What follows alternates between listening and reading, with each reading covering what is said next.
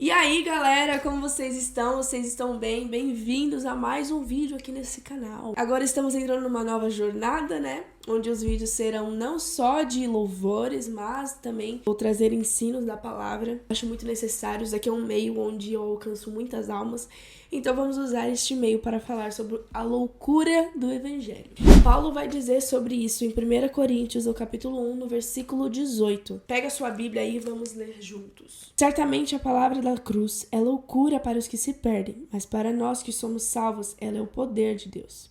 Pois está escrito, destruirei a sabedoria dos sábios e aniquilarei a inteligência dos inteligentes. Quando nós não estamos no corpo de Cristo, nós não conseguimos compreender as coisas de Deus. Nós não conseguimos compreender as coisas do alto. Essa loucura, ela não veio para o nosso entendimento total. As pessoas estão buscando entender para poder crer, para poder glorificar a Deus. Só que o que elas não entendem é que a glória de Deus não depende da sua capacidade de entendimento total. Nós nunca vamos conhecer Deus por inteiro, até porque ele é infinito, ele não tem começo e fim, ele é infinito. Então você vai ficar buscando entender Deus e você vai se frustrar. Porque você não foi criado para entender ele, o que ele faz. Você foi criado para adorar ele, mesmo com a sua falta de entendimento. Eu tô um pouquinho rouca, vocês repararam? Eu reparei também. Nós somos incapazes de compreender quem Deus é. E que bom por isso. Que bom, porque essa falta de entendimento faz a gente também querer conhecer mais dele. E quanto mais a gente conhece ele, mais a gente deseja ele. Isso é muito louco, cara. Porque quanto mais você estuda aquilo, você fica fascinado por aquilo, você fala, tá, mas eu quero mais. Você já tá dentro do corpo de Cristo, você já não consegue se imaginar fora do corpo dele. Já não faz mais sentido a vida sem ele. Paulo também vai dizer no versículo 20, onde está o sábio? Onde estão os escribas? Onde está o questionador desse mundo? Não é fato que Deus tornou louca a sabedoria desse mundo? Visto que, na sabedoria de Deus, o mundo não o conheceu por sua própria sabedoria.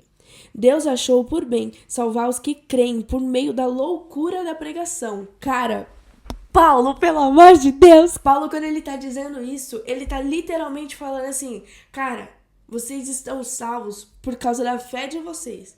Porque, de fato, o evangelho é uma loucura. E vocês abraçaram essa loucura. É isso. Cristo vive. Cristo é a imagem do Deus invisível. Cristo é o Filho de Deus.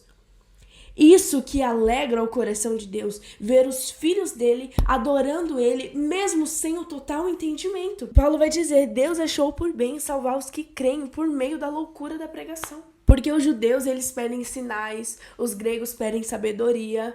Porém, nós pregamos o Cristo crucificado, aquilo que é escândalo para os judeus e loucura para os gentios. E ele continua, mas para os que foram chamados, tanto judeus como gregos, Cristo é o poder de Deus e a sabedoria de Deus. Porque a loucura de Deus é mais sábia do que a sabedoria humana. E a fraqueza de Deus, ela é mais forte do que a força humana. Letícia, o que Paulo quis dizer com essa fraqueza de Deus? Quando Cristo foi pregado naquela cruz, aos olhos humanos aquilo era um ato de fraqueza. Que ele não foi capaz de vencer aquela dor que ele estava passando naquele momento. Só que aquela fraqueza dele trouxe a vitória sobre o pecado e sobre a morte. Aquilo que pra nós fala assim, mano, Deus, o que você tá fazendo, cara? Você tá perdendo. E o Senhor tá falando assim, cara, eu já venci a morte. Cara, eu já venci a dor, já venci o pecado. Mais pra frente, Paulo também vai dizer... Pelo contrário, Deus escolheu as coisas loucas do mundo para envergonhar os sábios. E escolheu as coisas fracas do mundo para envergonhar os fortes. Jesus, ele veio ao mundo como um ser humano. O Messias que o povo estava esperando era um rei, coroa de ouro e coisas preciosas, coisas que tinham valor para o mundo. E Jesus, ele vem como um bebê. Ele passa pela juventude, ele se torna um homem adulto e ele vem como um homem nazareno. O famoso nazareno que as pessoas desprezavam. E as pessoas olhavam para Jesus e falavam, cara, desculpa, mas nada a ver você ser esse tal de rei de Deus que você está falando. É isso que Paulo está dizendo aqui. Ele escolheu essa coisa louca para envergonhar os sábios. Porque aquele povo achava que conhecia muito e que oravam em voz alta nas praças, que vestiam roupas que faziam com que elas se parecessem com cristãos. Uma pessoa que conhece Deus não vive dessa maneira de aparência. Em Mateus, no capítulo 9, no versículo 10, vai dizer: Estando Jesus à mesa na casa de Mateus, muitos publicanos e pecadores vieram e tomaram lugares com Jesus e os seus discípulos. Vendo isso, os fariseus perguntavam aos discípulos de Jesus: Por que o mestre de vocês come com os publicanos e pecadores? Mas Jesus, ouvindo isso, disse: Os sãos não precisam de médicos, e sim os que estão doentes. Vão e aprendam o que significa quero misericórdia e não sacrifício. Os fariseus, eles se achavam superiores às outras pessoas. Então o Senhor, ele vem pra tirar essa loucura deles e falar assim: cara, isso que vocês chamam de entendimento é na verdade arrogância. Eu vim pra confundir essas coisas que vocês acham que tá certo. Essa ideia de que só tal igreja está adorando a Deus. Só aquela pessoa que não cortou o cabelo está adorando a Deus.